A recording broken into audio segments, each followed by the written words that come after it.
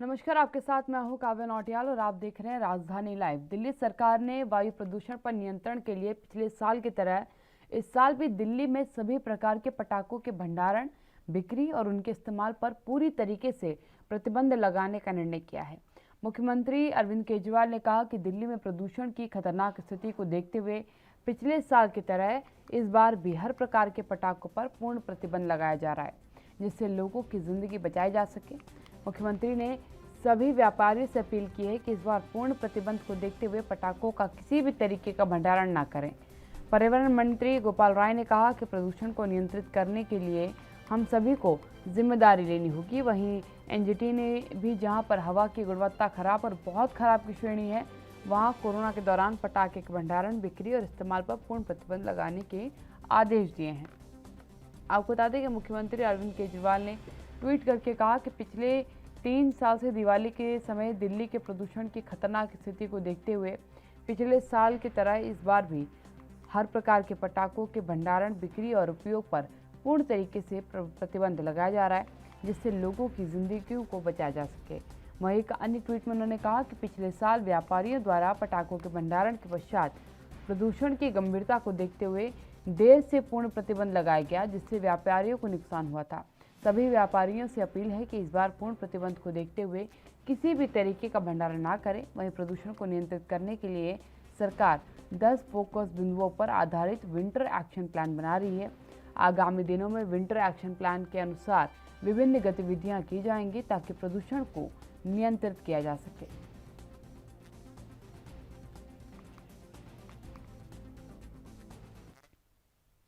मेरे संवाददाता राजीव तिवारी मेरे साथ दिल्ली से जुड़ चुके हैं। राजीव, गैस चैम्बर एक शब्द है जो अब दिल्ली के लिए कहा जाने लगा है, क्योंकि हालात और प्रदूषण वहां के बहुत ज्यादा बिगड़ते नजर आ रहे हैं। सरकार की तरफ से एक बार फिर से पटाखों को लेकर के बड़ा फैसला लिया गया है। इस बार दिवाली पर पटाखे नहीं जलाए जाएंगे, ना बेचे जाएंगे, ना भंडारण किया जाएगा। आम जनमानस की तरफ से अभी क्या प्रतिक्रिया इस पर आई है? तो देखिए, बिल्कुल सही कहा आपने। यहाँ पर बात करें जिस तरीके से लगातार जो पटाखों को लेकर प्रक्रिया अपनाई गई है, क्योंकि पिछले साल भी काफी व्यापारियों को दिक्कतें आई थी और यहाँ तक कि ये भी कहा गया था कि व्यापारियों ने पटाखे खरीद लिए थे मगर वो बेच नहीं पा रहे थे, क्योंकि कुछ दिनों के ही पहले ही जिस तरीके से उन्होंने खरीद लिए थे और उसके बाद में जैसे ही उन्होंने बेचने की कोशिश की, तो उसके बाद में जैसे ही दिल्ली सरकार ने एक मुहिम चलाई कि आप दिल्ली के अंदर पटाखे नहीं बेच सकते हैं और ना ही खरीद सकते हैं और ना ही जला सकते हैं, मगर उसको लेकर कहीं ना कहीं व्यापारियों के अंदर रोष था, क्योंकि उनका काफी जो पैसा था वो इस पटाखों के अंदर फंस चुका था। मगर अब जिस तरीके से समय से पहले ही कहीं ना कहीं दिल्ली सरकार ने फैसला लिया है कि दिल्ली के अंदर ना तो पटाखे बेचे जाएंगे, ना ही उनका भंडारण किया जाएगा और ना ही पटाखों को यूज किया जाएगा, यानी कि हर तरीके के पटाखों पर रोक लगा दी गई है। मगर दिल्ली सरकार की ये कोशिश सिर्फ पॉल्यूशन को लेकर है, क्योंकि जिस तरीके से पॉल्यूशन बढ़ता हुआ नजर आ रहा है दिल्ली के अंदर, और डॉक्टरों की तरफ से भी चेतावनी जारी की गई है कि जिस तरीके से कोरोना काल के जो अंदर महामारी के अंदर लोगों को सांस लेने की दिक्कतें हो रही थी, और कहीं ना कहीं अगर पॉल्यूशन बढ़ता है तो उससे भी सांस लेने की दिक्कतें होगी, तो उससे ये नहीं पता लग पाएगा कि कोरोना की स्थिति कौन सी है या फिर पॉल्यूशन की स्थिति की मरीजों की संख्या वो कितनी है। मगर यहाँ पर दिक्कतों को समझने के लिए दिल्ली सरकार ने इसी तरीके के कदम उठाए हैं और लगातार यही कोशिश की है कि दिल्ली के अंदर पॉल्यूशन का स्तर जो है वो घट सके। बाकी बात करें लोगों की, तो लोगों को जरूर थोड़ी बहुत दिक्कतें होंगी, पर कहीं त्योहार है, दिल्ली दिवाली का त्योहार है, तो उस पर कहीं ना कहीं आतिशबाजी जरूर की जाती है, मगर आतिशबाजी के मद्देनजर रखते हुए इसी तरीके का कदम उठाया गया ताकि लोगों की जिंदगी से कोई खिलवाड़ ना हो सके। जी बिल्कुल राजीव, यकीनन, क्योंकि हालिया अगर रिपोर्ट की बात करी जाए, जो एक्यूआई रिपोर्ट निकल कर दिल्ली के सामने आती है, बाकी राज्यों से काफ़ी ज़्यादा स्थिति बिगड़ी हुई नज़र आती है। क्योंकि बाकी राज्यों में अगर 350, 400, 500 चल रहा होता तो उस समय दिल्ली की एक्यूआई रिपोर्ट जो है 950 के तकरीबन आती है, वो खासकर सर्दियों की अगर बात करें। इसीलिए सर्दियों में most of the time Delhi में ऑड एंड इवन का जो फॉर्मूला है वो भी लागू करना पड़ता है। सरकार और भी फॉर्मूले पर विचार कर रही है। क्या कुछ निर्णय सरकार की तरफ से और लिए जा सकते हैं? 10 बिंदुओं की क्योंकि बात निकल कर सामने आई है। देखिए, बिल्कुल सही कहा आपने। यहाँ पर बात करें सर्दियों के अंदर लगातार जो मौसम का जो स्तर है वो ठंडा हो जाता है, यानी कि जो हवा है वो दबाव जो नीचे आ जाता है, मगर उसी के लगते ये पराली वगैरह जलती है और कहीं ना कहीं दिवाली के मद्देनजर रखते हुए पटाखे जलाए जाते हैं, उससे जो पॉल्यूशन का स्तर है वो हवा का जो दबाव है वो नीचे की तरफ होता है, जिससे लोगों को सांस लेने में दिक्कतें आती है और एक कह सकते हैं सफेद नुमा चादर नजर आती है। मगर कहीं ना कहीं उसी को समझते हुए दिल्ली सरकार ने कदम उठाया है और समय से पहले, यानी कि व्यापारियों से भी पहले अपील कर दी गई है कि वो आप पटाखे ना खरीदें, क्योंकि पटाखे अगर खरीदेंगे तो कहीं ना कहीं उनकी बिक्री भी नहीं हो पाएगी। मगर लगातार जिस तरीके से प्रक्रिया बनाई जा रही है उससे साफ जाहिर है दिल्ली सरकार जनता के लिए कोशिश कर रही है और कहीं ना कहीं तीसरी लहर जो है उससे भी बचाव के लिए माध्यम अपनाए जा रहे हैं। मगर बात करें यहाँ पर पॉल्यूशन के स्तर को कंट्रोल करने के लिए, उसके लिए कहीं ना कहीं ऑड इवन भी लागू किया जाता है और लगातार कोशिश की जाती है कि आपने आसपास की हवा जो है वो वातावरण जो है वो शुद्ध रहे। मगर पराली को लेकर भी कहीं ना कहीं वाद विवाद होता नजर आता है। मगर अब दिल्ली सरकार ने जिस तरीके से कोशिश की है और कहीं ना कहीं दिल्ली के अंदर पॉल्यूशन का स्तर जो कंट्रोल करने के लिए अभी से तैयारी की जा रही है, उसके लिए कहीं ना कहीं दिल्ली सरकार की कोशिशें अच्छी लग रही हैं और कहीं ना कहीं मगर जो दिवाली के मद्देनजर रखते हुए लोगों की जो रुझान है, यानी कि जो पटाखों की तरफ या फिर बच्चों के लिए जो पटाखे वगैरह थोड़े बहुत खरीदे जाते हैं, मगर उनके लिए भी अब देखना होगा कि वो किस तरीके से दिवाली मनाते हैं। क्योंकि व्यापारियों के पास जो माध्यम होता है कि वो दिवाली के लिए काफी पूरे एक साल इंतजार करते हैं और कहीं ना कहीं पटाखों माध्यम से कुछ गुजारा बसर करते हैं, मगर अब वो नहीं कर पाएंगे और उनके लिए कहीं ना कहीं दिक्कतें आएंगी। मगर देखना होगा कि पटाखे जब रुक जाएंगे, क्या चोरी छुपे पटाखे बिकेंगे नहीं या चोरी छुपे जलाए ही नहीं जाएंगे, उन पर उनके ऊपर दिल्ली सरकार कितनी कार्रवाई करेगी ये जरूर देखना होगा। जी बिल्कुल राजीव, क्योंकि पिछली बार भी जब सरकार की तरफ से बैन लगाया गया था, क्योंकि कई व्यापारी जो थे वो पहले से पटाखे खरीद चुके थे, इसलिए चोरी छुपे उनकी तरफ से पटाखे बेचे भी गए और पटाखे जलाए भी गए थे। और उसका तस्वीर हमने देखी थी कि क्या स्थिति अगले दिन जो है एक या रिपोर्ट में निकल कर दिल्ली की सामने आई थी। क्योंकि इस बार पहले से प्रतिबंध लगाने की बात की गई है, तो क्या उम्मीद लग रही है आपको कि क्या सच में बेचा नहीं जाएगा? क्योंकि पिछली बार भी बैन लगा था लेकिन तस्वीरें बिल्कुल इतर आई थी सामने। देखिए, बिल्कुल बताइए, जिस तरीके से बात करें पिछली बार की, तो पिछली बार जरूर व्यापारियों को दिक्कत हुई थी और व्यापारी दिल्ली सरकार से नाराज भी होते नजर आए थे, क्योंकि उन्होंने दिल्ली सरकार ने समय से पहले ही प्रतिबंध नहीं लगाया था। मगर व्यापारियों ने, जो होलसेलर वाले हैं, उन्होंने पटाखे खरीद लिए थे कंपनियों से, दुकानदारों ने भी पटाखे खरीद लिए थे, मगर जो उनका प्रॉफिट था या फिर कहें जो उनकी पूंजी थी वो फंस गई थी। क्योंकि दिल्ली सरकार ने जिस समय कैसे प्रतिबंध लगाया था उससे कहीं ना कहीं व्यापारी नाराज हुए थे और व्यापारियों ने लगातार प्रदर्शन भी किया था, यहाँ तक कि दिल्ली सरकार के खिलाफ नारेबाजी भी की थी और लगातार मीडिया के माध्यम से उन्होंने अपनी आवाज उठाने की कोशिश भी की थी। मगर इस बार जो समय से पहले ही दिल्ली सरकार ने इस तरीके का कदम उठाया, तो उससे लगता है कि दिल्ली सरकार व्यापारियों के लिए भी सोच रही है, क्योंकि अगर व्यापारी अपना पूंजी जो है वो पटाखों की तरफ लगा देंगे तो कहीं ना कहीं दिक्कतें आएंगी। मगर इसलिए इसे समय से पहले ही कैसे दिल्ली के अरविंद केजरीवाल की तरफ से और गोपाल राय यानी कि दिल्ली के जो स्वास्थ्य मंत्री हैं उन्होंने की तरफ से भी कोशिश की जा रही है और इसीलिए कहीं ना कहीं दिवाली पे पटाखों के लिए बैन लगाया गया, वो भी समय से पहले। मगर देखना होगा जो कहते हैं हवा को शुद्ध करने के लिए जो प्लांट लगाए गए हैं वो कितने कारगर होंगे। मगर लगातार दिल्ली सरकार जो है वो कोशिश कर रही है, लगातार बैठकें भी कर रही है ताकि जो हवा का जो गुणवत्ता है वो बनी रहे, क्योंकि और राज्यों के अंदर भी स्थिति बिगड़ती है और दिल्ली के अंदर सबसे ज्यादा दिल्ली कहते हैं हवा बिगड़ती है, तो कहीं ना कहीं दिक्कतें जरूर आती हैं और लोग बाग भी परेशान होते हैं। मगर इस समय से पहले ही जिस तरीके से पटाखों पर बैन लगाया गया है, क्या व्यापारी इससे संतुष्ट है नहीं संतुष्ट है, ये जरूर सोचना होगा दिल्ली सरकार को। जी बिल्कुल बिल्कुल राजीव, पिछली बार क्योंकि पटाखे ऑलरेडी खरीद लिए गए थे इसलिए ज्यादा नुकसान हुआ था। इस बार ये है कि पहले से प्री इन्फॉर्म कर दिया गया है कि आप खरीदिएगा ही मत, भंडारण करिएगा ही मत, क्योंकि बिक्री की अनुमति हम नहीं देने वाले हैं। एक चीज मैं जरूर जानना चाहूंगी, क्या सरकार ने कोई पैकेज किसी तरीके का प्रिपेयर किया है इन व्यापारियों के लिए? क्योंकि कुछ व्यापारी जो होते हैं वो केवल पटाखे का ही व्यापार करते हैं और उनका सीजनल व्यापार होता है और एकमात्र दिवाली ही ऐसा त्योहार है, दशहरा दिवाली, और इस दरम्यान क्योंकि वैवाहिक कार्यक्रम भी लगे रहते हैं तो उसी में जो है आतिशबाजी होती है और उसी में पटाखे खरीदे जाते हैं। और अगर इसमें बैन लग जाता है एक तरीके से तो सीधे तौर पर उनकी आर्थिकी पर जो है बड़ी चोट आती है। सरकार क्या इस पर भी कोई फॉर्मूला तैयार कर रही है, राहत देने का प्रयास कर रही है? देखिए, बिल्कुल सही कहा आपने। यहाँ सरकार की बात करें तो सरकार की तरफ से अभी इस तरीके पर नहीं सोचा गया है, क्योंकि जिस तरीके से कोशिश की गई है सिर्फ पॉल्यूशन को स्तर को कंट्रोल करने की, मगर जो व्यापारी हैं जो पूरे साल दिवाली और दशहरा का इंतजार करते हैं और कहीं ना कहीं ये कोशिश करते हैं कि आतिशबाजी बिकेगी तो उनका जो पूरा साल का जो खर्चा है वो निकलेगा। मगर यहाँ पर जब पूरे दिवाली और दशहरे के लिए कहीं ना कहीं आतिशबाजी को ही बैन लगा दिया जाएगा तो उन व्यापारियों की सबसे ज्यादा आर्थिक स्थिति बिगड़ेगी और कहीं ना कहीं उनको समझना होगा कि पॉल्यूशन का स्तर कंट्रोल करना है तो कहीं ना कहीं सरकार को भी सहयोग देना होगा। मगर जिस तरीके से भंडारण करने के लिए ही पहले दिल्ली सरकार ने कदम उठा दिया पहले से ही कि आप भंडारण भी नहीं कीजिए ताकि आपकी जो पूंजी है वो ना वेस्ट हो सके। मगर लगातार दिल्ली सरकार जिस तरीके से कोशिश कर रही है उससे साफ जाहिर है कहीं ना कहीं पॉल्यूशन का स्तर कंट्रोल करने की कोशिश की जा रही है। मगर जो व्यापारी हैं जिन्होंने पूरे साल इंतजार किया था दिवाली के लिए और दशहरे के लिए, क्या उनके लिए कोई राहत निकाला जाएगा या उनके लिए कोई राहत दी जाएगी? मगर अभी तक व्यापारियों के लिए कोई राहत नहीं है। मगर देखना होगा जो पूरे साल इंतजार करते हैं दिवाली और दशहरे का, वो किस तरीके से अपनी दिवाली मनाएंगे, क्योंकि उनके जो एकमात्र समाधान जो होता है उनका जो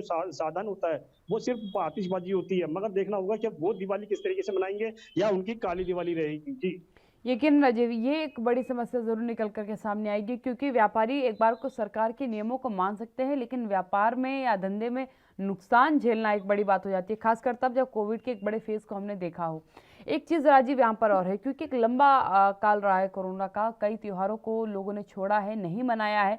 ऐसे में जब तस्वीरें थोड़ी राहत देती हुई आ रही हैं तो लोग यकीनन त्योहारों को मनाना चाहते हैं। और इस बीच अगर सरकार बैन कर देती है पटाखों को, क्योंकि आतिशबाजी के बिना दिवाली मनाना जैसे सूखापन सा लगता है, क्या लगता है आपको आम जनमानस इसे स्वीकार कर पाएगा इतने बड़े पैंडेमिक के बाद? इतने बड़े पैंडेमिक से एक ओवरकम क्योंकि हमने किया है बहुत हल्का सा, लेकिन चाहेंगे लोग कि इस बार का त्यौहार कम से कम जश्न के साथ मनाया जा सके। देखिए, बिल्कुल सही कहा आपने। यहाँ पर बात करें दिवाली जो त्योहार है या फिर दशहरा है, वो आतिशबाजी के लिए ही खास तौर पर माना जाता है और कहीं न कहीं बच्चों को लेकर ये इसके अंदर उत्साह होता है और कहीं न कहीं बड़ों के अंदर भी उत्साह होता है कि दिवाली पर आतिशबाजी की जाएगी। हम्म। मगर जिस तरीके से दिल्ली सरकार ने कदम उठाया पॉल्यूशन को मद्देनजर रखते हुए, उससे लगता है कि पॉल्यूशन का स्तर ज़रूर घटेगा। मगर यहाँ पर बात करें आते जो पूरे साल इंतज़ार करते हैं, उनके लिए ज़रूर फीकी दिवाली रह सकती है क्योंकि पिछले साल भी कहीं न कहीं 3 सालों से इसी तरीके की प्रक्रिया अपनाई जा रही है, आतिशबाजी नहीं बेची जा रही है, मगर चोरी-छुपे जो बिकती है, उसके ऊपर दिल्ली सरकार कितना अंकुश लगाएगी और ये ज़रूर देखना होगा। मगर दूसरी बात ये समझनी होगी कि लोगों ने कहीं न कहीं दुगने से तिगने दामों में भी अगर कहीं से आतिशबाजी उनको थोड़ी बहुत भी मिल रही थी, वो खरीदी थी। मगर बात करें व्यापारियों की जिनके ये नुकसान होगा, जो पूँजी लगा देते हैं, पूरे साल इंतज़ार करते हैं, उनके लिए कहीं न कहीं इस तरीके की दिवाली जो है वो परेशानी का सबब बन सकती है क्योंकि व्यापार अलग चीज़ है और कहीं न कहीं पॉल्यूशन का जो स्तर कंट्रोल करने की जो सरकार की कोशिश है, वो अलग तरफ है। मगर कहीं न कहीं व्यापारियों के लिए कितनी बड़ी राहत होगी, ये दिल्ली सरकार को सोचना होगा क्योंकि दिल्ली सरकार की तरफ से व्यापारियों के लिए कुछ राहत होनी चाहिए थी ताकि वो भी कहीं न कहीं अपना जो पूरे साल इंतज़ार करते हैं, उन व्यापारियों के बारे में सोचना चाहिए था ताकि उनके लिए भी कुछ राहत हो सके। जी। बिल्कुल राजीव, क्योंकि एनजीटी की तरफ से भी निर्देश जारी कर दिए गए हैं। एनजीटी की तरफ से भी कहा गया है कि जिन जगहों पर ज़्यादा एक्यूआई रिपोर्ट खराब निकल कर सामने आ रही हो, वहां पर पटाखों की अनुमति ना दी जाए। क्या लगता है आपको कि अभी क्या इसको डिस्ट्रीब्यूट किया जाएगा, डिवाइड किया जाएगा कि जिन जिन इलाकों से ज़्यादा एक्यूआई की रिपोर्ट खराब आई है केवल वहां पर बैन किया जाएगा, या फिर पूरे में ही रखा जाएगा? क्योंकि इससे पहले आपको याद होगा कि उत्तर प्रदेश में भी पिछले साल पटाखों को बैन किया गया था। मात्र 13 जिले चयनित किए गए थे जहां सबसे ज़्यादा एक्यूआई रिपोर्ट खराब आई थी। ऐसा कुछ फैसला देखिए क्या बिल सरकार ले सकती है? देखिए, बिल्कुल सही कहा आपने। बात करें दिल्ली के काफ़ी इलाके आर के पुरम की बात करें या फिर कहें नांगलोई की बात करें, पीरागढ़ी की बात करें, बवाना की बात करें, इस जगहों पर सबसे ज़्यादा पॉल्यूशन देखने को मिला था क्योंकि ये इलाके जो हैं, वो लगातार कहीं न कहीं दिल्ली से बॉर्डरों से सटे हुए हैं और कहीं न कहीं पॉल्यूशन का स्तर बिल्कुल बढ़ गया था। मगर उसी को लेकर अब दिल्ली सरकार जिस तरीके से कोशिश कर रही है और कहीं न कहीं जो गाड़ियों का धुआँ निकलता है, पॉल्यूशन उससे भी बनता है, मगर उस तरफ भी दिल्ली सरकार को कोशिश करनी चाहिए थी। मगर हर साल ऑड इवन की एक प्रक्रिया अपनाई जाती है, हुँ। जिससे पॉल्यूशन के जो कंट्रोल हो सके। मगर कहीं न कहीं कितनी कारगर हुई है, ये सबने देखा है क्योंकि जनता भी परेशान होती नज़र आई है और मगर बात करें जिस तरीके से कोरोना काल के अंदर स्थिति बिगड़ सकती है और सबसे ज़्यादा डॉक्टरों की परेशानियाँ बढ़ सकती हैं क्योंकि डॉक्टरों को ये समझ में नहीं आएगा उस समय कि ये पॉल्यूशन का स्तर की वजह से सांस लेने की प्रॉब्लम आ रही है या फिर कोरोना की जो स्थिति है उसको लेकर दिक्कतें आ रही हैं। मगर लगातार जिस तरीके से कोशिश करी जा रही है, उससे साफ जाहिर है कहीं न कहीं दिल्ली सरकार पॉल्यूशन के स्तर पर सोच रही है। मगर और राज्यों के अंदर पराली जलाई जाती है, उसको लेकर जो दिक्कतें आएँगी, वो किस तरीके से सॉर्ट आउट की जाएगी और जो व्यापारी परेशान होंगे, उनके लिए कितनी बड़ी राहत होगी या उनके लिए कोई कदम उठाए जाएँगे, ये ज़रूर दिल्ली सरकार की मुश्किल है। मगर दिल्ली सरकार इस तरफ कितना कदम उठाती है, ये आने वाले दिनों के अंदर ही पता लगेगा। जी। यकीनन राजीव, क्योंकि सरकार प्रयास तो ज़रूर कर रही है कि किसी तरीके से एक्यूआई रिपोर्ट को दिल्ली की सुधारा जाए, लोगों की जनमानस को बचाया जा सके। एक बात आपने यहाँ बड़ी अहम कही, क्योंकि अगर एक्यूआई रिपोर्ट खराब रही तो लोगों को बड़ी दिक्कत हो जाएगी और डॉक्टर्स के लिए बड़ी परेशानी सामने आएगी। ऊपर से ये स्थिति तब आएगी जब थर्ड वेव की जो है चेतावनी जो है मेडिकल डिपार्टमेंट की तरफ से जारी की जा चुकी है कि थर्ड वेव कभी भी आ सकती है, हालात कभी भी बिगड़ सकते हैं। महाराष्ट्र की तस्वीर सबके सामने है और डॉक्टर्स के लिए एक बड़ी समस्या आ जाएगी। क्या लगता है आपको कि सरकार के इस निर्णय को, जो प्रयास सरकार की तरफ से किया जा रहा है कि किसी तरीके से एक्यूआई रिपोर्ट जो है सुधारी जा सके, जनमानस का समर्थन, व्यापारियों का समर्थन एक साथ इन्हें मिल पाएगा? क्योंकि पैंडेमिक सबके लिए आता है और सबको दिक्कत होती है।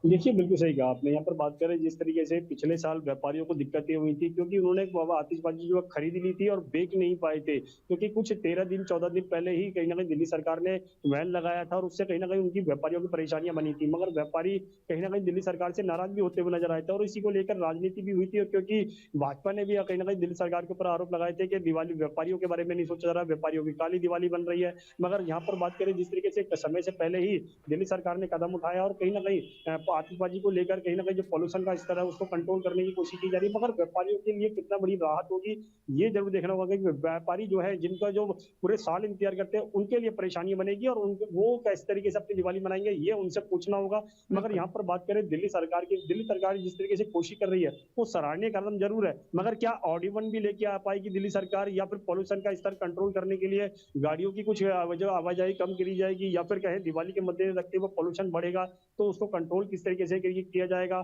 या जो कनॉट प्लेस के अंदर प्लांट लगाए गए थे जो किसके शुद्ध हवा करने के लिए उसको किस तरीके से और अपनाया जाएगा, ये सारी प्रक्रिया अभी दिल्ली सरकार की आगे मुहिम में देखने को मिलेगा। मगर लगातार व्यापारी जो है वो कहीं ना कहीं नाराज हैं शायद उनसे, और आने वाले दिनों के अंदर शायद व्यापारी जो पूरे साल इंतजार करते हैं उनकी भी कहीं ना कहीं नाराजगी देखने को मिलेगी। जी बिल्कुल, धन्यवाद राजीव मेरे साथ जुड़ने के लिए। राजीव मेरे साथ जुड़े हुए थे दिल्ली से। आपने सुना किस तरीके से व्यापारी वर्ग जो है वो ज़रूर नाराज़ होता नजर आ रहा है, लेकिन अगर सरकार राहत का ऐलान व्यापारियों के लिए करती है तो ज़रूर वो इस फैसले को स्वीकार करेंगे। यार रुकेंगे छोटे से ब्रेक के लिए, जल्द हाजिर होते हैं।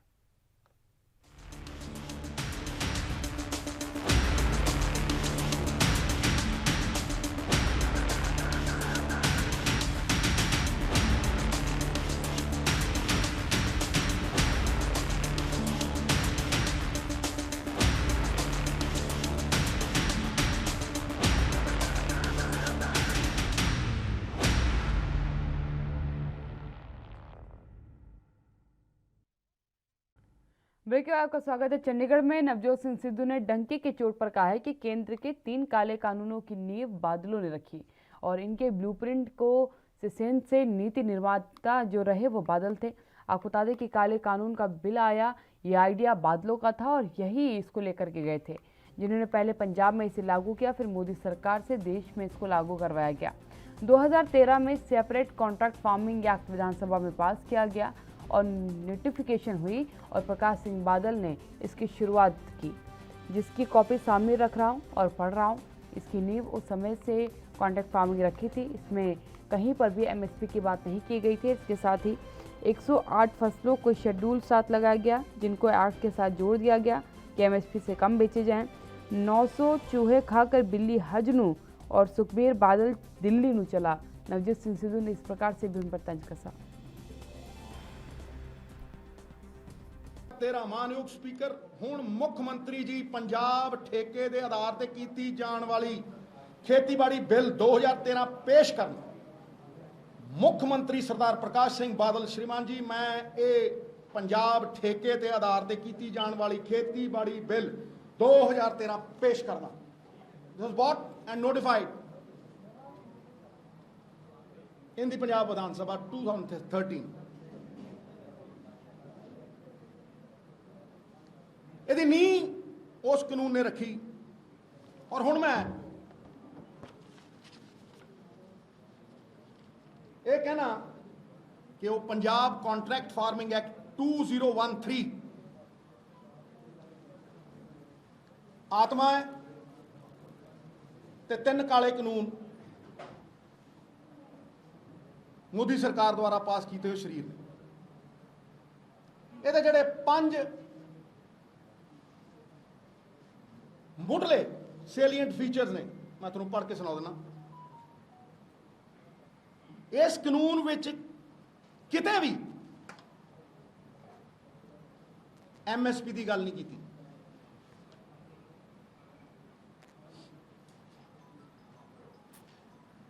कि कॉरपोरेट किसान की फसल एमएसपी तो घट खरीद नहीं सकता। उन्होंने पूरी तरह आधार दिता गया कि वह एमएसपी तो थले खरीद लवे, मार्केट तो घट खरीदण का लाइसेंस एक तरह का।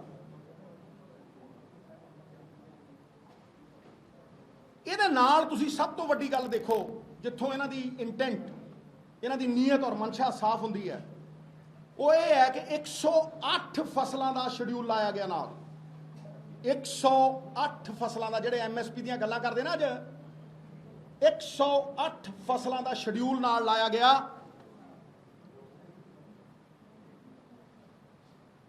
ਜਿਨ੍ਹਾਂ ਨੂੰ ਜੋੜ ਦਿੱਤਾ ਗਿਆ ਐਕਟ ਦੇ ਨਾਲ, ਤੇ ਐਮਐਸਪੀ ਤੋਂ ਵੀ ਘੱਟ ਰੇਟ ਉੱਪਰ ਖਰੀਦਿਆ ਜਾ ਸਕੇ। ਹੋਰ ਤੇ ਹੋਰ ਜਿਹੜੀਆਂ 2 MSP ਵਾਲੀਆਂ ਫਸਲਾਂ ਨੇ ਝੋਨਾ ਤੇ ਕਣਕ ਉਹ ਵੀ ਸ਼ਾਮਲ ਕੀਤੀ। ਇਹ ਉਹਦੀ ਕਾਪੀ ਹੈ ਬਈ ਕਣਕ ਤੇ ਝੋਨਾ ਜਿਹਦੀ ਪ੍ਰੋਕਿਉਰਮੈਂਟ ਸੈਂਟਰ ਦੀ ਸਰਕਾਰ ਕਰਦੀ ਹੈ, ਉਦੋਂ ਵੀ ਥੱਲੇ ਰੇਟ ਦੇ ਉੱਤੇ, ਉਦੋਂ ਵੀ ਥੱਲੇ ਰੇਟ ਦੇ ਉੱਤੇ ਕਿਸਾਨ ਤੋਂ ਫਸਲ ਖਰੀਦੀ ਜਾ ਸਕੇ ਔਰ ਉਹਨੂੰ ਐਕਸਪਲੋਇਟ ਕੀਤਾ ਜਾ ਸਕੇ। ਤੁਸੀਂ ਦੇਖੋ ਮੇਲ ਜੋਲ ਦੇਖੋ, ਕਦੇ कदे मैनू लगता है कहते ना 9 मास का रिश्ता। मेरे साथ मेरे संवाददाता अमित कुमार जुड़ चुके हैं। अमित, पंजाब की सियासत में आरोप प्रत्यारोप शुरू हो चुका है। एक तरफ शिरोमणि अकाली दल ये बार बार प्रयास कर रहा था समझाने का कि उन्होंने एक बड़ी कुर्बानी दी है केंद्र की सत्ता की कुर्सी को त्याग के, लेकिन नवजोत सिंह सिद्धू ने सीधे तौर पर अब कमान संभाली है पंजाब की और आक्रामक रुख अख्तियार करते हुए कह दिया कि ये जो नींव 3 कृषि कानून के आए हैं, काले कानून के आए हैं, ये बादल परिवार की तरफ से रखे गए हैं। देखिए, अगर हम कहें कि 2022 के चुनाव शुरू हो चुके हैं और इसका अगर हम कह सकते सीधा हमला या हम कहें सबसे पहला हमला नवजोत सिंह सिद्धू ने अपनी सबसे पहली प्रेस कॉन्फ्रेंस के साथ आज कर दिया था, कल कर दिया था, माफ कीजिएगा। देखिए, नवजोत सिंह सिद्धू ने अपनी पहली प्रेस कॉन्फ्रेंस की और उस पूरी प्रेस कॉन्फ्रेंस में सिर्फ और सिर्फ शिरोमणि अकाली दल को टारगेट किया गया। उनकी तरफ सीधे तौर पे बताया गया कि 2013 में जो शिरोमणि अकाली दल की तरफ से जो कॉन्ट्रैक्ट फार्मिंग बिल लाया गया था वही एग्जैक्ट ब्लूप्रिंट है जो अब 3 कृषि कानून जो मोदी सरकार की तरफ से आप कहेंगे बीजेपी सरकार की तरफ से लाया गया। उनकी तरफ से सीधे तौर पे कहा गया है कि शिरोमणि अकाली दल और भाजपा दोनों ही सिक्के के एक पहलू हैं और दोनों ही एक हैं। भले ही अभी अलग अलग हैं पर इलेक्शंस के बाद ये फिर से इकट्ठे हो जाएंगे। सीधे तौर पे कई दावे किए गए, कई सबूत दिए गए, उनकी तरफ से कई वीडियोस दिखाई गई जिसमें सीधे तौर पे दिखा रहे हैं कि कैसे 2013 कॉन्ट्रैक्ट फार्मिंग में जो बिल लाया गया था और जो अभी ये तीनों कृषि कानून है उनके बिलों में क्या क्या समानताएं हैं, जिसमें एमएसपी का मेंशन ना होना, कहीं ना कहीं केस अगर कोर्ट ना जाना, उन सभी बातों के ऊपर चर्चा की गई थी और सीधे मेंशन किया गया। तो सीधे तौर पर नवजोत सिंह सिद्धू कहते हैं कि जो 3 कृषि कानून है इसका ब्लूप्रिंट खुद अगर हम कहेंगे भाजपा ने नहीं तैयार करके दिया, बाकायदा शिरोमणि अकाली दल ने पंजाब से इसका ब्लूप्रिंट लिया गया और उसी को ही पूरे भारत पे लागू किया गया। तो इसलिए जो कोई मेन पार्टी इसके लिए जिम्मेदार है तो सीधे तौर पे शिरोमणि अकाली दल है, ये उनकी तरफ से कहा गया। दूसरी बात अगर हम कहेंगे बहुत अहम भी है कि ये सबसे पहली प्रेस कॉन्फ्रेंस थी नवजोत सिंह सिद्धू की, अगर हम कहें कि जो उन्होंने खुद एक एज अ पार्टी प्रेसिडेंट जिसे मीडिया से इंटरेक्ट किया था उन्होंने, तो पर इस पूरी मीडिया इंटरेक्शन में उन्होंने सिर्फ और सिर्फ शिरोमणि अकाली दल को टारगेट किया। ना ही अगर हम बात करें कि अगर हम कहें कहीं ना कहीं आम आदमी पार्टी का कहीं पे भी जिक्र होता हुआ नहीं नजर आया, तो वहीं अगर हम कहें कि पंजाब सिंह कैप्टन सिंह के दिए गए बयानों के ऊपर भी जब उनसे सवाल किया गया तो उनके ऊपर भी वो कोई कमेंट करते हुए नजर नहीं है। तो आप देख सकते हैं वन ट्रैक माइंड के हिसाब से चल रहे हो कि इन्होंने एक टारगेट दिया था इस पूरी प्रेस कॉन्फ्रेंस में, शिरोमणि अकाली दल और तीनों कृषि कानूनों के बीच में जो उन्होंने लिंक निकाला है वो आगे उठा के सामने लोगों के सामने लाना, और वही चीज वो काफी हद तक कामयाब भी हुए हैं। उन्होंने काफी हद तक कई पहलू भी दिखाए हैं, जिसमें एक अगर हम कहें वीडियोस जो नजर आ रही है वो है कि जब एनडीए के साथ थे, अगर हम कहें शिरोमणि अकाली दल एनडीए के साथ ही था, उन्होंने स्टार्टिंग में जो इनका सपोर्ट किया था 3 कृषि कानूनों का, तो वो नजर आया था। तो उसके बाद वही बाद में जब एनडीए से अलग हो गए थे और जब इन्होंने तीनों कृषि कानून का विरोध किया था तो उसकी वीडियो चलाई। तो कहीं ना कहीं ये जरूर अगर हम कहें कि नवजोत सिंह सिद्धू दिखाते नजर आ रहे हैं कि अकाली दल सिर्फ और सिर्फ फायदा देख रहा है, जहां पहले उनको लगा था कि एनडीए के साथ रह के उनको फायदा मिलने वाला है, पर बाद में जब उन्होंने नजर आया कि पंजाब में उनको भारी विरोध का सामना करना पड़ रहा है, तब उन्होंने भाजपा से साइडलाइन कर दिया था। पर ये सिर्फ टेम्परेरी है और इलेक्शन के बाद ये वापस से भाजपा के साथ जुड़ सकते हैं। तो ये कुछ एक तरह से उनकी तरफ से हिंट्स दिए गए, मैसेज दिए गए और सीधे तौर पे शिरोमणि अकाली दल के ऊपर निशाना साधा गया। बिल्कुल अमित, एक और अहम चीज़ है यहाँ पर, क्योंकि जिस तरीके से आपको याद होगा कि जब भी 3 कृषि कानूनों की बात होती है, भारतीय जनता पार्टी बार बार इस बात को कहती है कि पंजाब के किसान विरोध तो कर रहे हैं लेकिन पंजाब में तो ऑलरेडी कॉन्ट्रैक्ट फार्मिंग चल रही है। और जिस तरीके से यकीनन ये सच है कि कॉन्ट्रैक्ट फार्मिंग इस समय पंजाब में होती है, किसान इसको कर रहे हैं और एक लंबे समय से ये जो कॉन्ट्रैक्ट फार्मिंग है ये चल रही है और अभी तक इस पर कोई ऐतराज़ या किसी प्रकार की नाराज़गी देखने को नहीं मिली। जब केंद्र की तरफ से 3 कृषि कानून लाया और उसमें कॉन्ट्रैक्ट फार्मिंग लाया गया, उसको लेकर के एक बड़ा ऐतराज़ था, सरकार बार बार इसी बात पर हमलावर हुई है। क्या लगता है आपको कि केवल विरोध का विरोध है या फिर सच में कॉन्ट्रैक्ट फार्मिंग को लेकर के किसानों में नाराज़गी है? देखिए इसमें हम कई फैक्टर्स को कंसिडर कर सकते हैं। हम्म किसानों की तरफ से सीधे तौर पे कहा गया कि यहाँ पे एमएसपी का मेंशन नहीं है, एक पॉइंट जो उनकी तरफ से बार बार हाईलाइट किया गया। तो दूसरा पॉइंट उनकी तरफ से हाईलाइट किया गया जो बाकायदा से मेंशन है कि कोर्ट्स नहीं जा सकते किसान किसी भी तरह की, अगर उनके पास कोई अगर हम अनबनी होती है या हम कहें किसी तरह का अगर हम कह सकते हैं लीगल कोई मैटर है तो कोर्ट नहीं जा सकते, एसडीएम तक को अथॉरिटी दी गई है, एसडीएम के पास जाने की है। तो उनका कहना है कि एसडीएम के पास इतनी पावर नहीं होती है कि इनको जस्टिफिकेशन मिल सके, और कोर्ट जो सबसे बड़े अगर हम कहें किसी को भी जस्टिस लाने का मीडियम होता है उसके पास जाने को ही अवॉइड कर दिया गया। तो इसका भी काफी ज्यादा विरोध करते हुए नजर आया। तो इसकी स्टार्टिंग इन मुद्दों से हुई थी कि कहीं भी एमएसपी का मेंशन नहीं है, सीधे तौर पे अगर हम कह दें कि लायबिलिटीज नहीं दी गई थी। वहीं जो दूसरी बात की गई थी कहीं पर भी सेल परचेज की बात कर दी गई थी। अभी अगर हम बात करें तो सेल परचेज को काफी हद तक रिस्ट्रिक्ट किया गया, तो उसके ऊपर भी सीधे तौर पे कहा गया कि सेल परचेज को रिस्ट्रिक्ट करने की बहुत ज्यादा जरूरत थी। पर कहीं ना कहीं ये कह रहे हैं कि जब अगर एक तरफ मार्केट ओपन हो जाती है तो इससे जो खुद की अपनी मंडियां चल रही है, सरकारी मंडियां चल रही है, तो वो खत्म हो जाएंगी।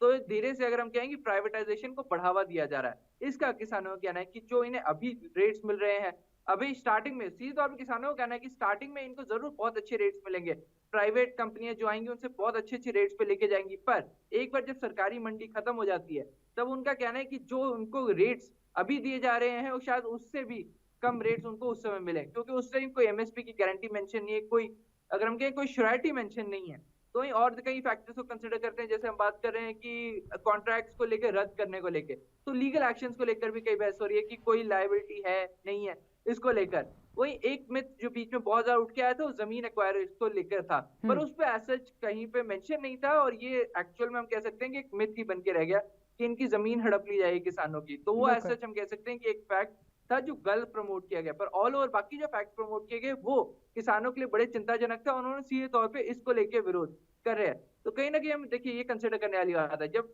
किसान ये आंदोलन से पंजाब में चल रहा था, हम कहें बिल्कुल स्टार्टिंग स्टेज में था, तब किसान भी रेडी थे भाजपा से बात करने के लिए, और जो स्टार्टिंग में इनकी तरफ से कई जो छोटे छोटे मुद्दे रखे गए थे कि आप ये चीजें बदल लें और हम लोग रेडी हो जाएंगे, पर उस टाइम बात नहीं बनी। पर अब जब किसान दिल्ली पहुंच चुके हैं तो उनकी तरफ से अब चेंजेस के लिए वो रेडी नहीं है, वो सीधे तौर पे इनको रद्द कराना चाहते हैं। आप देख सकते हैं समय के साथ किसान भी अपने स्टैंड पे अड़ते जा रहे हैं कि एक परमानेंट स्टैंड लेते जा रहे हैं कि हमने अब ये जब हमारे पास आपके पास टाइम था जब हम भी रेडी थे तब आप रेडी नहीं हुए, अब हम रेडी नहीं है, किसी माइनर चेंजेस हमें अब बड़ी चेंजेस चाहिए। धन्यवाद अमित मेरे साथ जुड़ने के लिए। अमित कुमार संवाददाता मेरे साथ चंडीगढ़ से जुड़े हुए थे। मुंबई सहित महाराष्ट्र में आज 7वें दिन गणेश विसर्जन होगा।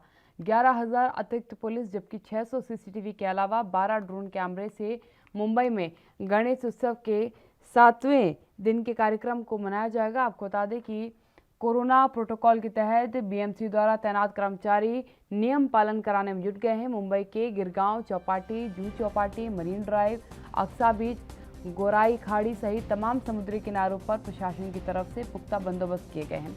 वहीं मुंबई के पवई झील में मगरमच्छ देखने के बाद गणपति विसर्जन के लिए पानी में उतरना सख्त मना कर दिया गया है। वहां बीएमसी के कर्मचारी विसर्जन के लिए तैनात हैं। वहीं दूसरी तरफ मुंबई सहित देश भर में आतंकवादी गतिविधियों को देखते हुए एक के बाद एक जहां खुलासे हो रहे हैं उसे भी ध्यान में रखते हुए महाराष्ट्र के गृह राज्य मंत्री दिलीप वळसे पाटिल ने भी जिम्मेदारी अधिकारियों से बैठक की है, बातचीत की है और पुलिस प्रशासन को आतंकवादी गतिविधियों पर पैनी नजर बनाए रखने के आदेश जारी किए हैं।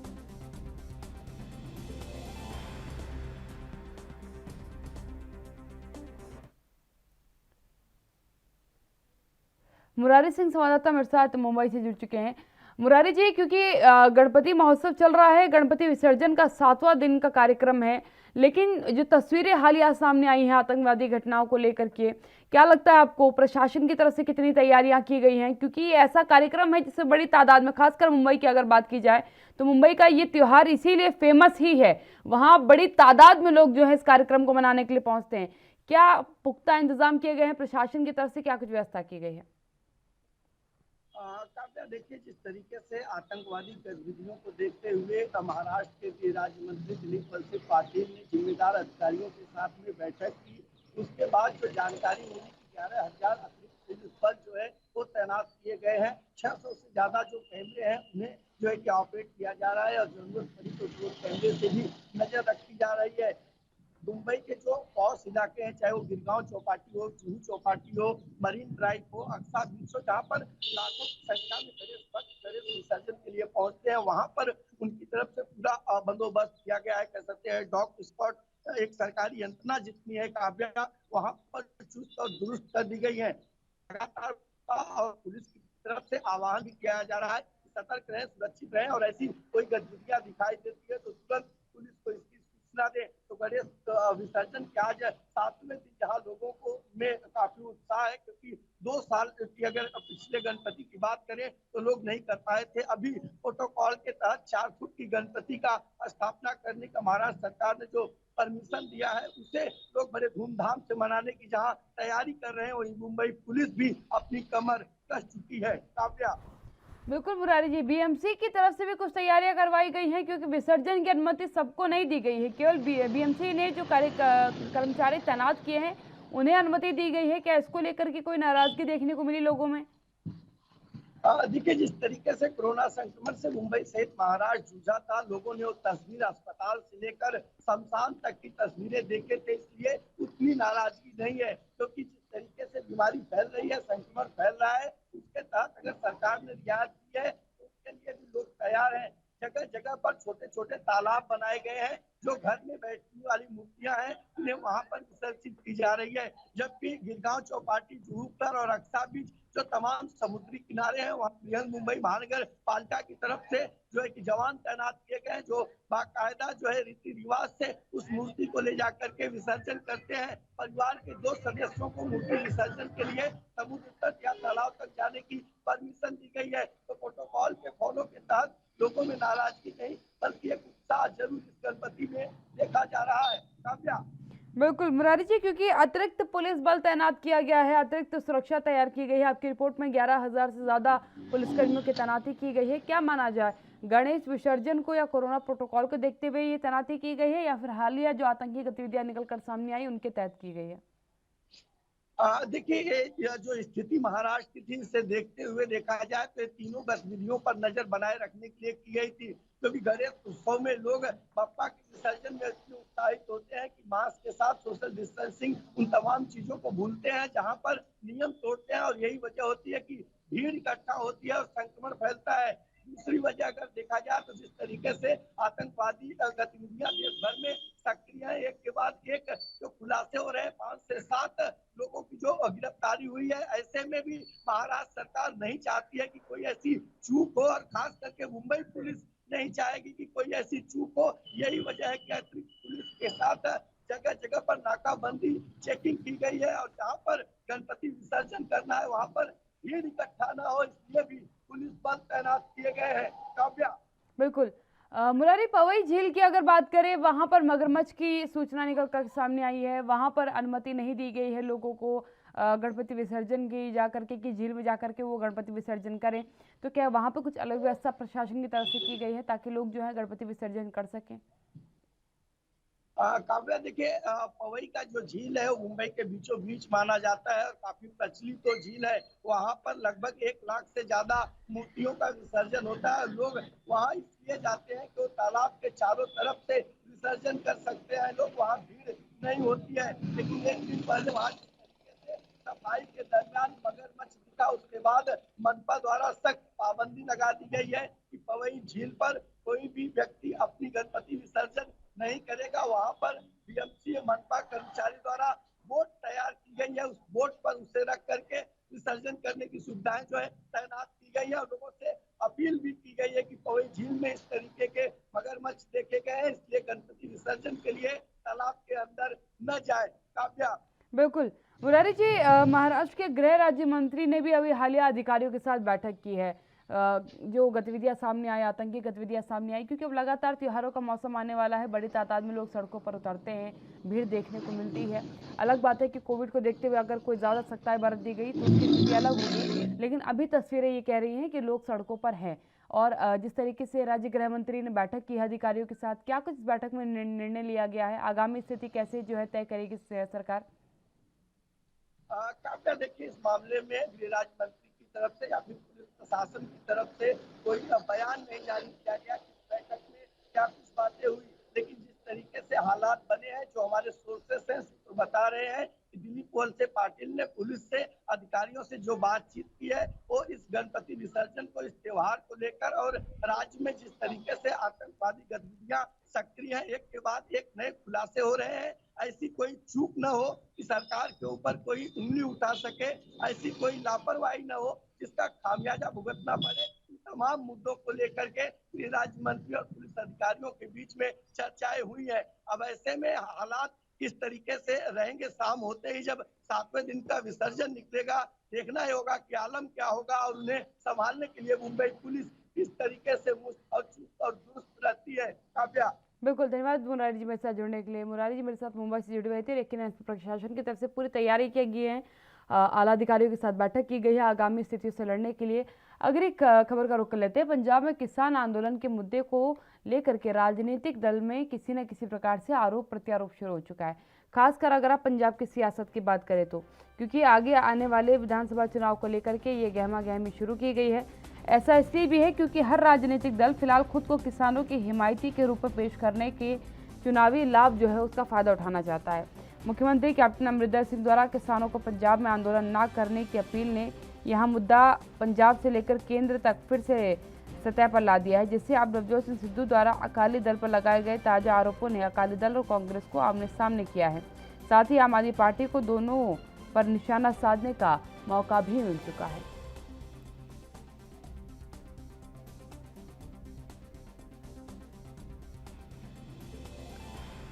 तो आपको बता दें कि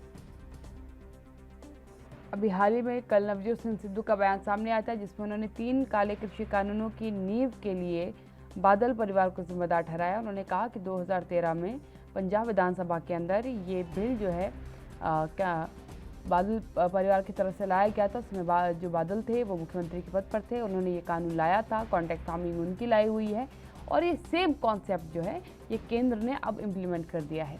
इसकी खामियों को नहीं देखा गया, इस पर कोई वर्क नहीं किया गया और इतनी बड़ी तादाद में किसान आज सड़कों पर बैठे हैं। एक चीज़ यहाँ पर समझिएगा, क्योंकि एक बड़ा तबका पंजाब का किसान है और वो मुद्दा किसी के हाथ से फिसल ना जाए, इसलिए पूरा प्रयास इस बार के चुनावों में किसानों पर रखा जा रहा है। जो विपक्ष है वो नहीं चाहता कि किसानों का आंदोलन समाप्त हो, ताकि जो सत्ता में बैठी केंद्र सरकार है उसे आड़े हाथों लिया जा सके।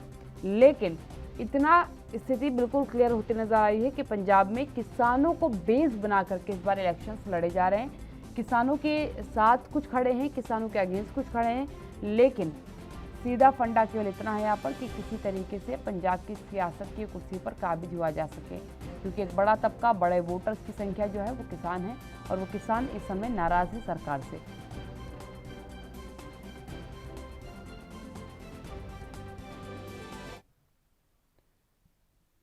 कुलवीर दीवान मेरे साथ ब्यूरो चीफ जुड़ चुके हैं, उनसे थोड़ी इस खबर पर चर्चा कर लेते हैं। कुलवीर जी, क्या कहेंगे नवजोत सिंह सिद्धू का एकाएक आया बयान और 3 कृषि कानूनों के लिए, नए 3 कृषि कानूनों के लिए बादल परिवार को पूर्णतः जिम्मेदार ठहरा देना, इसका सियासी मायने क्या निकाला जाए? देखिए, कहीं ना कहीं नवजोत सिंह सिद्धू ने श्रोमणी अकाली दल के उस प्रयास को कुंद करने की कोशिश की है, जिसमें श्रोमणी अकाली दल जो है उसने कृषि कानूनों का हवाला देकर केंद्र से अपनी जो कुर्सी है वो छोड़ी और इसके अलावा जो सबसे पुरानी अपनी सहयोगी पार्टी थी भारतीय जनता पार्टी, उसके साथ अलायंस जो है वो तोड़ा। तो उसको भुनाने की लगातार श्रोमणी अकाली दल कोशिश कर रहा है। आपने देखा कि जब से कृषि कानूनों को लेकर आंदोलन चला है, तब से ही जो श्रोमणी अकाली दल है वो कहीं ना कहीं अपने आप को किसान हिमायती दर्शाता हुआ वो जिक्र जो है अपनी कुर्बानियों का, यानी किसानों के हक में अपनी जो केंद्र में जो पद का त्याग किया है या फिर सहयोगी पार्टी से रिश्ता तोड़ा है, उसको कहीं ना कहीं जरूर भुनाने की कोशिश कर रहा है। लेकिन नवजोत सिंह सिद्धू ने अब जिस तरह से प्रहार किया है, कहीं ना कहीं श्रोमणी अकाली दल की उस कोशिश को या उस प्रयास को कुंद करने की कोशिश की है और उल्टा श्रोमणी अकाली दल को कटघरे में खड़ा करने की कोशिश की है कि कृषि कानून जो बने हैं उनका कहीं ना कहीं ड्राफ्ट जो है वो बादल परिवार द्वारा तैयार किया गया है, यानी सोच जो है या फॉर्मूला जो है वो अडॉप्ट किया गया है बादल परिवार द्वारा। तो ऐसे में श्रोमणी अकाली दल की भी तीखी प्रतिक्रिया हालांकि सामने आई है, लेकिन इस पूरे यदि मसले पर नजर डाली जाए तो जो किसान वोट बैंक है, कृषि कानूनों ने या कृषि आंदोलन ने किसान वोट बैंक को फोकस में ला दिया है, और खास तौर पर पंजाब में या उत्तर प्रदेश में या जो भी अन्य जो राज्य हैं, हालांकि ज्यादा उत्तर प्रदेश और पंजाब में ही फिलहाल इसका असर जो है वो देखने को मिल रहा है, लेकिन कहीं ना कहीं किसान जो है अब केंद्र में आ गए। किसान वोट बैंक जो है वो केंद्र में है, यानी हर जो बात की जा रही है सबसे ज्यादा महत्वपूर्ण या सबसे ज्यादा महत्व जो है वो किसानों को दिया जा रहा है। और पंजाब में ये इसलिए भी इस मुद्दे को ठंडा नहीं होने दिया जा रहा कि पंजाब में अब इलेक्शन है और विधानसभा चुनाव तक राजनीतिक पार्टियां जो हैं वो अपने अपने पक्ष में इसको भुनाने के लिए इस मुद्दे को बिल्कुल भी ठंडा नहीं होने देना चाहती। आपने देखा कि मुख्यमंत्री कैप्टन अमरिंदर सिंह का बयान आता है कि किसान जो हैं वो दिल्ली बॉर्डर पर जाकर प्रदर्शन करें पंजाब में, क्योंकि इकोनॉमी का काफी ज्यादा नुकसान जो है वो हो रहा है। लिहाजा उन्होंने किसान संगठनों से अपील की। हालांकि किसान संगठनों ने अपने हिसाब से उनकी अपील को लिया, लेकिन इस पर राजनीतिक बवाल जो है वो जरूर मच गया, क्योंकि भारतीय जनता पार्टी की तरफ से तीखी प्रतिक्रिया आई और कहा गया कि क्योंकि अब अपने घर में आग लगने का सेक जो है वो मुख्यमंत्री कैप्टन अमरिंदर सिंह को लग रहा है, लिहाजा वो किसानों से दिल्ली बॉर्डर पर या हरियाणा बॉर्डर पर जाने की बात कर रहे हैं। और भारतीय जनता पार्टी ने अपने उस आरोप को एक बार फिर से धार देने की कोशिश की, जिसमें उन्होंने मुख्यमंत्री कैप्टन अमरिंदर सिंह को या कांग्रेस की सरकारों को किसान आंदोलन का जनक बताया है। तो कहीं ना कहीं ये राजनीतिक जो लड़ाई है, चाहे वो भारतीय जनता पार्टी बनाम अन्य पार्टियां हैं या फिर भारतीय जो कांग्रेस बनाम अकाली दल है या फिर आम आदमी पार्टी, जिसको इस मामले में अकाली दल और कांग्रेस दोनों को निशाना बनाने का मौका मिल रहा है।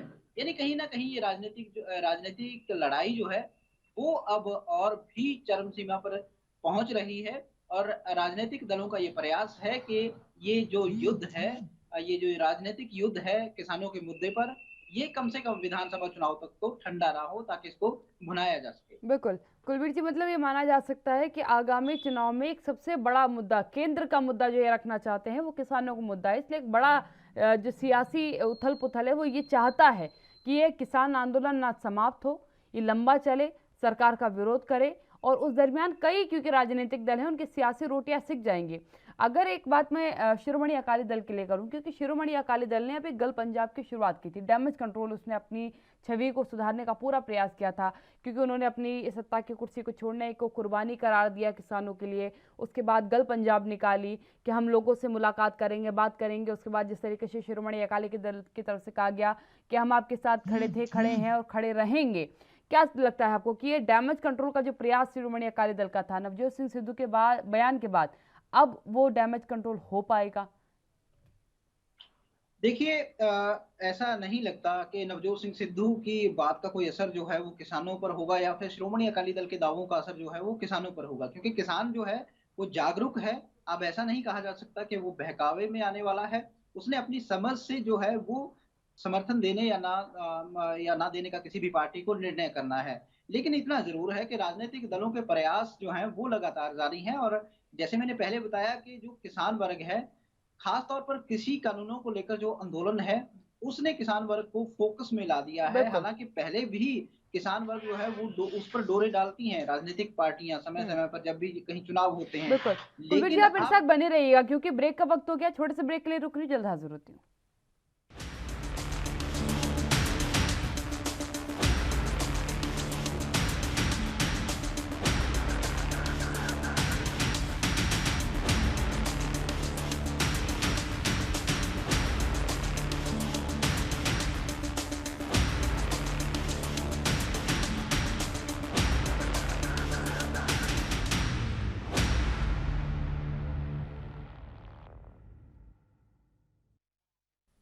ब्रेक के आपका स्वागत है। सीधे कुलवीर जी के पास जाएंगे। कुलवीर जी, केंद्र में किसानों का मुद्दा रहेगा, इस पर चर्चा करते हैं, अपनी बात पूरी करिए। जी बिल्कुल, क्योंकि कृषि कानूनों को लेकर जो आंदोलन चल रहा है, आपने देखा कि ना केवल पूरे देश में इस तरह का जो एक मुद्दा है एक साथ और इतने दिनों तक, लंबे समय तक उठा, बल्कि इंटरनेशनल लेवल तक भी ये मुद्दा जो है वो कहीं ना कहीं गरमाया हुआ है। अभी भी आप देख सकते हैं कि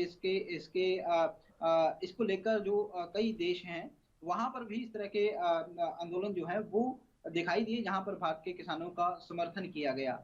यानी कहीं ना कहीं इस मुद्दे को अब पूरी तरह से भुनाने की कोशिश जो है वो राजनीतिक पार्टियां करेंगी। हालांकि इसका फिलहाल कृषि कानूनों को लेकर जो किसानों का आंदोलन चल रहा है उसका अंजाम क्या है वो एक अलग बात है, लेकिन राजनीतिक पार्टियों का ये प्रयास है कि इसको अपने राजनीतिक फायदे के लिए भुनाने में कोई कोर कसर जो है वो बाकी ना छोड़ी जाए। और इसी इसी जंग में मैदान में अकाली दल भी है, कांग्रेस भी है, भारतीय जनता पार्टी जो खुद ये दावा कर रही है कि कृषि कानूनों को लेकर जो आंदोलन है ये विपक्षी पार्टियों द्वारा खड़ा किया गया है, लेकिन जो कृषि कानून है वो किसानों के कहीं ना कहीं हक में है।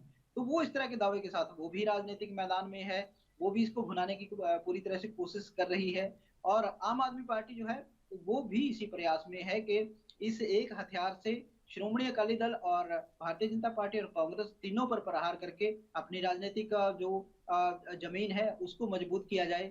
यानी कहीं ना कहीं कसमकस जो है वो राजनीतिक पार्टियों की अपनी अपनी पार्टी की रणनीति के हिसाब से वो जारी है। लेकिन इतना जरूर कहा जा सकता है कि किसान पर फिलहाल सबसे ज्यादा फोकस किया जा रहा है, डोरे डाले जा रहे हैं और किसानों का मुद्दा भी बड़ा है और किसानों का वोट बैंक जो है वो भी बड़ा है। जी बिल्कुल। कुलवीर जी, यहाँ एक सवाल उठता है क्योंकि 3 कृषि कानूनों में सबसे ज़्यादा जो नाराज़गी थी, एक तो एमएसपी को लेकर के थी और दूसरा कॉन्ट्रैक्ट फार्मिंग को लेकर की थी, क्योंकि उसमें कहा गया था कि किसानों की ज़मीनों को छीन लिया जाएगा।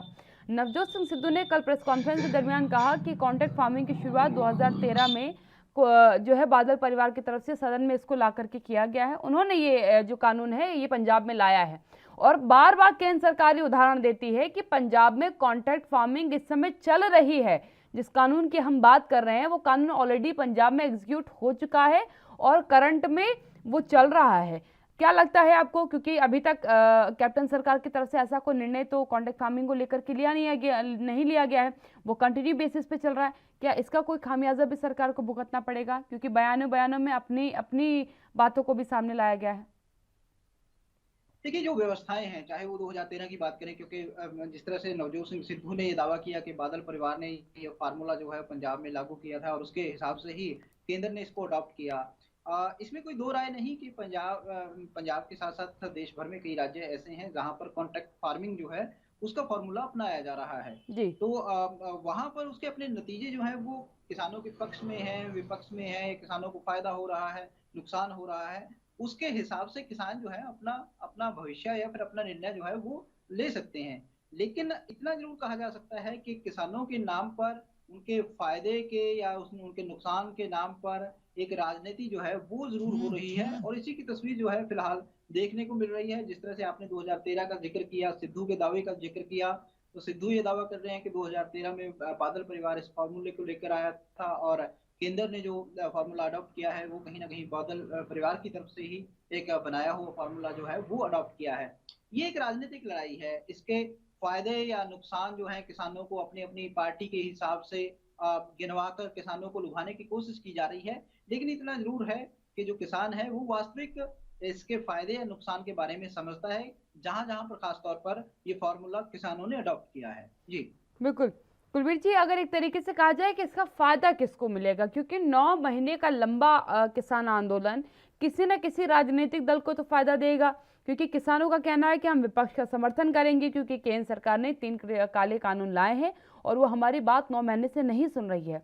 तो क्या इसका मतलब है कि जो भाजपा के अपोजिट पार्टियां हैं उन्हें इसका बेनिफिट मिलेगा, क्योंकि खुलकर किसान कह रहे हैं कि भाजपा को वोट नहीं देना है? देखिए इसको जो बंगाल के नतीजे आए हैं चुनावों के उनको उनके संदर्भ में इसको समझा जा सकता है कि इसका असर भारतीय जनता पार्टी पे नेगेटिव पड़ेगा या अन्य पार्टियों को इसका फायदा जो है वो किसानों के समर्थन से मिलने वाला है। क्योंकि पश्चिम बंगाल में भी आपने देखा कि देश भर के किसान जो हैं वहां पर भी प्रचार प्रसार करने गए थे, लेकिन वहां पर भारतीय जनता पार्टी सरकार बेशक नहीं बना सकी, लेकिन भारतीय जनता पार्टी वहां पर हारी भी नहीं है। यानी उसकी सीटों में कहीं ना कहीं इजाफा जो है वो जरूर हुआ है। तो ऐसे में फिलहाल ये कह देना कि इसका भारतीय जनता पार्टी को नुकसान होगा या विपक्षी दल जो है भारतीय जनता पार्टी के उनको इसका फायदा होगा, ये कहना बड़ा मुश्किल जो है वो बंगाल के नतीजों ने उसको मुश्किल कर दिया। लेकिन बंगाल में यदि बीजेपी औंधे मुंह जमीन पर गिरती, उसको फायदा ना होता, उसकी सीटें ना बढ़ती, तो निश्चित तौर पर यह कहा जा सकता था कि क्योंकि बंगाल में किसानों ने जो है इन कानूनों के खिलाफ अपना जो एक प्रचार प्रसार किया था, तो वहां पर राजनीतिक दलों को, जो विपक्षी दल हैं, उनको फायदा हुआ, उनको समर्थन हुआ, ये कहा जा सकता था। लेकिन फिलहाल जिस तरह के नतीजे थे, उनसे अंदाजा लगाना बड़ा मुश्किल है। और दूसरा उदाहरण यदि आप देखना चाहें तो उत्तर प्रदेश में पंचायती चुनाव थे। पंचायती चुनाव में भी कहीं ना कहीं भारतीय जनता पार्टी का पलड़ा भारी रहता है। तो ऐसे में इस आंदोलन का क्या असर पड़ रहा है, भारतीय जनता पार्टी को क्या नुकसान हो रहा है, कहा नहीं जा सकता। विपक्षी दलों को कितना समर्थन मिल रहा है, कहा नहीं जा सकता। जैसे मैंने कहा कि जो किसान है वो खुद निर्णय ले रहा है, इसके फायदे या नुकसान देखकर। आंदोलन या फिर इस पर सियासत जो चल रही है वो अपनी जगह है, लेकिन जहां जहां पर चुनाव हो रहे हैं, जहां नतीजे आ रहे हैं, वहां पर किसानों की भूमिका या किसानों का निर्णय जो है वोट देने का ना देने का, वो एक अलग तस्वीर जो है वो पेश कर रहा है। बिल्कुल। कुलबीर जी, एक और चीज़ समझना चाहूँगी, क्योंकि जिस तरीके से अब पंजाब में सियासत शुरू हुई, अभी तक तो नवजोत सिंह सिद्धू नाराज नजर आ रहे थे अपने ही राजनीतिक दल से, लेकिन कल के बाद आक्रामक रुख उनका देखने को मिला है। क्या लगता है आपको कि ये जो पासा है ये कितनी देर तक ऐसे पलटा जाएगा? क्योंकि अभी तक तो मात्र केंद्र को इसके लिए जिम्मेदार ठहराया जा रहा था कि केंद्र ने ये कानून लेकर के आया है, क्योंकि अब पंजाब में चुनाव होने वाले आगामी समय में, तो अब इसका ठीकरा जो है अकाली दल पर फोड़ दिया गया। वहीं जो भारतीय जनता पार्टी है वो कह रही है कि जो कांग्रेस है वो जानबूझकर के जो असल कानून है उसे समझने नहीं देना चाहती है किसानों को। क्या लगता है आपको, ये अभी जो सियासी झामाझोल चल रहा है ये कब तक चलने वाला है? जब तक चुनाव नहीं हो जाते या उससे पहले समाप्ति के कुछ आसार हैं? देखिए, चुनावों तक तो ये मुद्दा, जैसे मैंने पहले कहा कि इसको हर राजनीतिक पार्टी की कोशिश होगी कि अपने अपने हिसाब से इसको गर्म रखा जाए ताकि भुनाया जा सके चुनावों में। जहां तक आपने कहा कि भारतीय जनता पार्टी से लड़ाई जो है, अब जो ये कहें कि जो बंदूक की का मुंह है वो कांग्रेस ने अकाली दल की तरफ फेर लिया है, भारतीय जनता पार्टी से हटाकर या फिर कम करके, तो उसको समझा भी जा सकता है। क्योंकि भारतीय जनता पार्टी पंजाब में इतनी सक्षम जो है वो नहीं हो पाई। ऐसा लगता है, जो विपक्षी दल हैं उनको ये लगता है कि भारतीय जनता पार्टी पंजाब में उतनी बड़ी चुनौती नहीं है जितनी कि श्रोमणी अकाली दल या फिर आम आदमी पार्टी।